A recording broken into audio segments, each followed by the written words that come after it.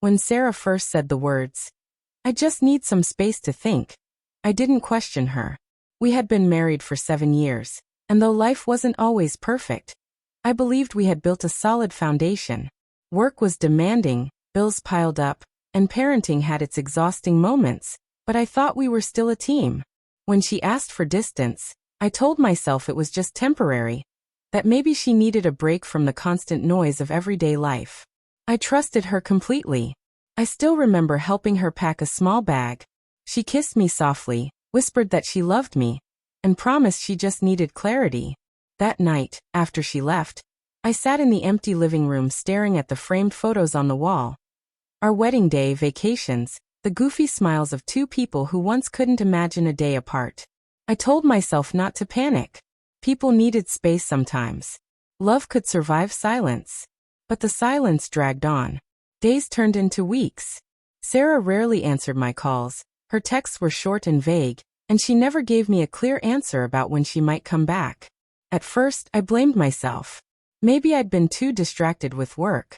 Maybe she needed to feel missed. I convinced myself that patience was the proof of love. Then one evening, out of nowhere, Sarah showed up at the house. She looked nervous, almost fragile, as if carrying a secret too heavy for her shoulders. My heart leapt. I thought she had come home for good, but her eyes avoided mine. She sat me down and took a shaky breath. That's when she told me the words that would shatter everything I believed about us. "I'm pregnant." The world seemed to stop, but it wasn't just the announcement. It was what she said next that made the air leave my lungs. Sarah's lips trembled as she forced the words out. "It's not yours." I sat frozen, staring at her, the meaning echoing through my mind but refusing to settle. Not mine? How could it not be mine? We were married. We had shared a life, a home, a history. My voice came out in a whisper, broken and unfamiliar. "What do you mean it's not mine?" Tears filled her eyes, but there was no comfort in them. She looked ashamed, yet stubborn, as though she had already rehearsed this confession. She admitted that during her time away, while she was supposedly thinking, she met someone else. A stranger. Someone who, according to her, understood what she was going through. She hadn't planned for it to happen, but it did. And now there was a child. Every detail cut into me like glass. I felt betrayed not just by her actions, but by the way she had wrapped it all in the excuse of needing space. Space wasn't what she needed. She wanted freedom to explore something reckless while leaving me to wait faithfully at home.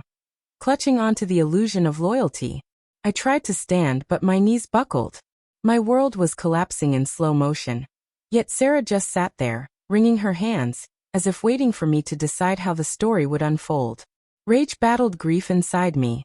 My love for her fought against the raw humiliation of being replaced by a faceless stranger. She whispered, "I never meant to hurt you. I didn't expect this." But the words felt hollow, almost cruel. She had chosen to gamble with our marriage, and now she wanted me to carry the burden of her choices. In that moment, I realized our relationship was no longer about love, or trust, or even forgiveness. It was about survival, mine. The days that followed felt like wandering through a storm without shelter. I couldn't eat, couldn't sleep, couldn't focus on anything except the echo of Sarah's confession. Everywhere I turned in the house, memories haunted me. The kitchen where we once laughed over burnt pancakes, the bedroom that once felt like a sanctuary. Now nothing but a reminder of betrayal. Friends told me to leave immediately, to cut ties and never look back. But walking away from 7 years wasn't as easy as packing a bag. I kept asking myself if there was something to salvage, some thread of the life we had woven that could still hold us together. Yet every time I looked at her, I saw him. The stranger who had stolen my place in her heart, and now in her future. One night, after hours of silence, I finally asked her, "Do you want me in this picture, or do you want him?" Sarah stared at the floor, and her hesitation was my answer. She didn't need to speak. The choice had already been made. So I did what I never thought I would.